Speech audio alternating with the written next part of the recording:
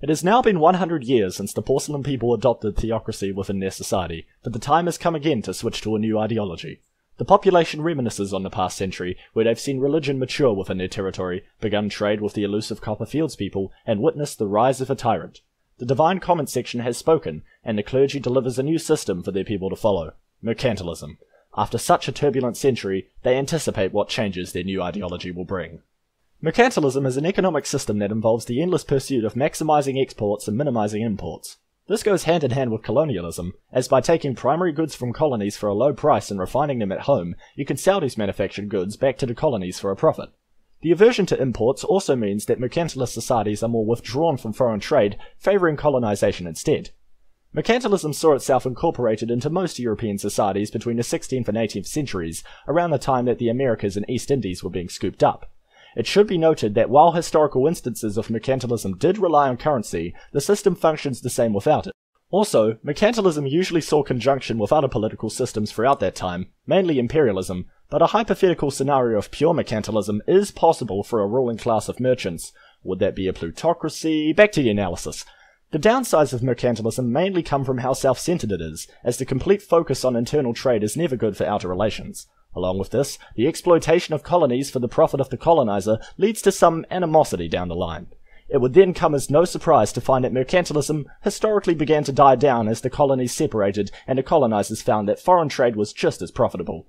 Nonetheless, the unique dynamics created by mercantilism should provide an interesting application within the porcelain society. The timeline ensues.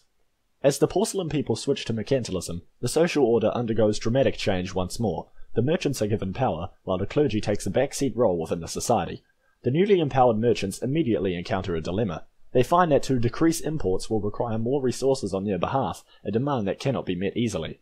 To fix this, they halt all trade with the Copperfields people, and instead form a quarter of their population into colonial parties and scatter them out to find new lands.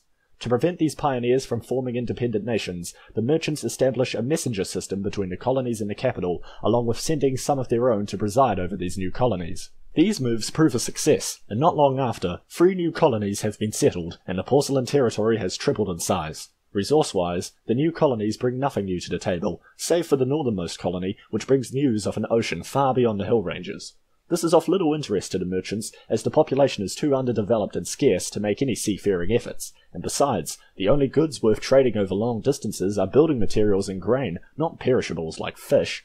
As the territory once again settles into routine, the Copperfields people look on in contempt. These porcelain people have once again left them out to dry because of their silly traditions. They do not worry. They have wheat after all, and if they are never to trade with the porcelain people again, they may as well make colonies of their own.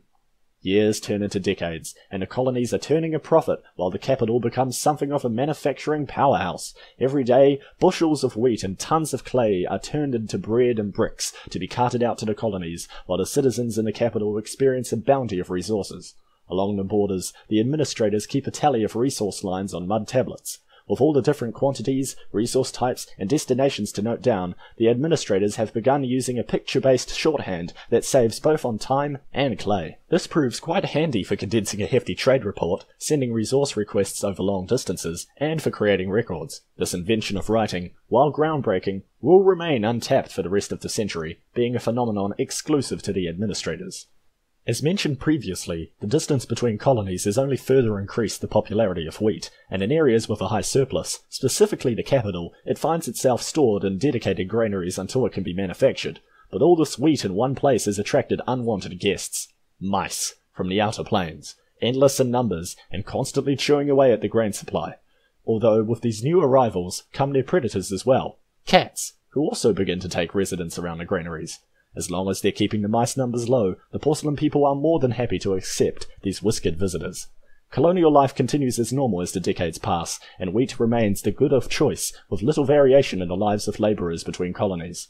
The seaside colony, however, wanting a higher standing in the territory, decide to use their geography to their advantage, and along with their wheat quota, begin sending baskets of seashells towards the capital. The appeal of these shiny objects makes quite a stir in the capital, as citizens barter goods for them, and whoever has more shells gets more goods. This new currency system gives the porcelain people a reliable way to measure wealth, and opens up a number of societal sectors, as citizens with specialized jobs no longer have to rely on rations or barter to survive. With this economic revolution in motion, picking seashells off the beach becomes a full-time job, and a seaside colony becomes quite wealthy. The colonial experience, however, is not as enjoyable for the other two colonies, who, due to less than favourable geography, cannot always meet the resource quotas of the capital, and experience poverty as a result. That and the corruption of their merchant governors have left a bitter taste, and word spreads amongst the labourers of a possible separation in the near future. Under mercantilism, the Porcelain People have experienced many advancements in territory, technology, and in resources. And while issues have begun brewing in the outer colonies, the ruling merchants know that they will have to wait for now. The century has come to a close, and the age-old ritual begins again. The clergy return to the temple, joining hands and making offerings as they access the realm of the YouTube comment section. There, the brightest minds can suggest an ideology for the Porcelain People to follow, and the one bearing the most likes shall be used for the next 100 years. So what ideology should the Porcelain People follow? You decide.